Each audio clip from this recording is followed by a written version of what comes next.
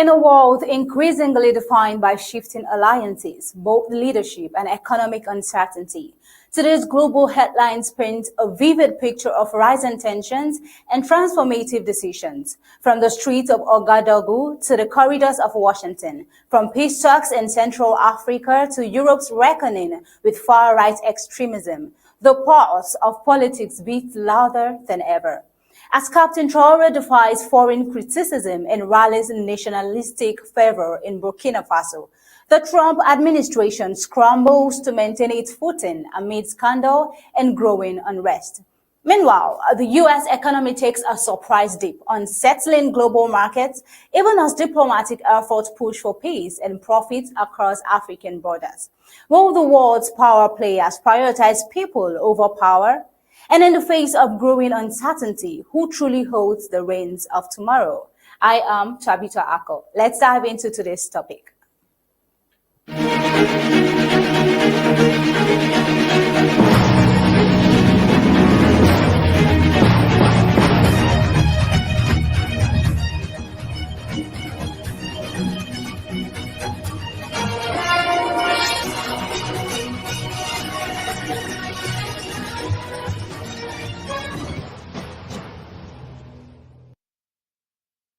In Burkina Faso, Traoré faces coup allegations amid rising public support. Thousands rallied in Ouagadougou this week in support of Burkina Faso's transitional president, Captain Ibrahim Traoré, following an alleged group attempt and criticism from the U.S. military officials. The military government claimed to have thwarted a plot to overthrow Traoré, with alleged involvement from individuals based in neighboring Ivory Coast. Now, the public demonstrations also responded to comments by U.S. General Michael Langley, who accused Traoré of exploiting the country's mining resources for the junta's benefit. In response, Traoré expressed gratitude to his supporters and emphasized the importance of African unity against Western influence.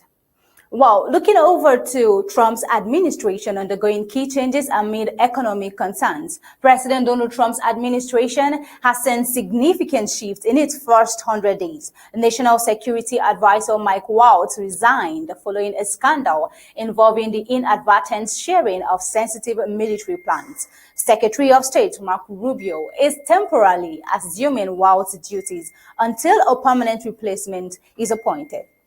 Trump's aggressive policy moves, including over 140 executive orders targeting various sectors, have sparked widespread protests across the U.S. and globally. Now, demonstrators expressed discontent with the administration's tariff policies and broader agenda. Now, moving on to a global economy, U.S. GDP contracts. Global trade faces challenges. We take a look at the U.S. economy contracted by 0.3% in the first quarter of 2025, marking a surprising downturn attributed to a surge in imports and inventory buildup, likely in anticipation of tariffs. Despite resilient consumer spending and business investment, concerns about inflation and potential recession are growing. Harley-Davidson, for instance, suspended its full-year financial forecast due to global tariff uncertainty, with estimated tariff costs rising to $175 million this year. Globally, the International Monetary Fund projects that global trade growth will dip to 1.7% in 2025, a significant downward revision. Well, while global growth remains above recession levels, the IMF warns that ongoing trade disputes and rising tariffs could drive up inflation and increase financial instability worldwide.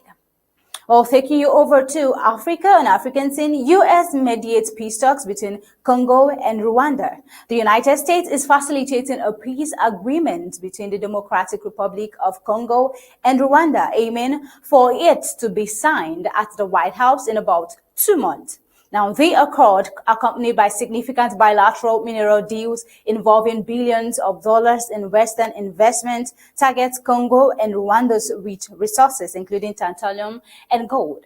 Now, this initiative comes amid escalating tensions with advances by M23 rebels allegedly backed by Rwanda, a claim Rwanda denies. South Africa has also commenced withdrawal of its peacekeeping troops from the rebel controlled eastern region of the Democratic Republic of Congo following the official end of the Southern African Regional Peacekeeping Mission in March.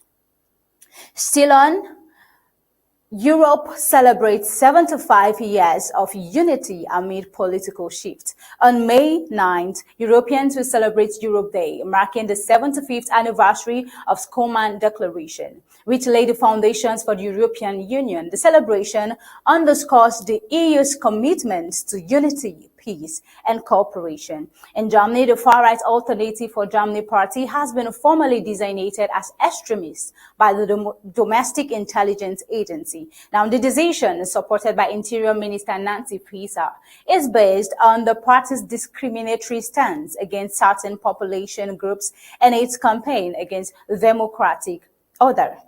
Also in South Africa, Finance Minister Enoch Godongwana is set to be readable the 2025 budget review on May 21st, following the withdrawal of a proposed 0.5% of value-added tax increase.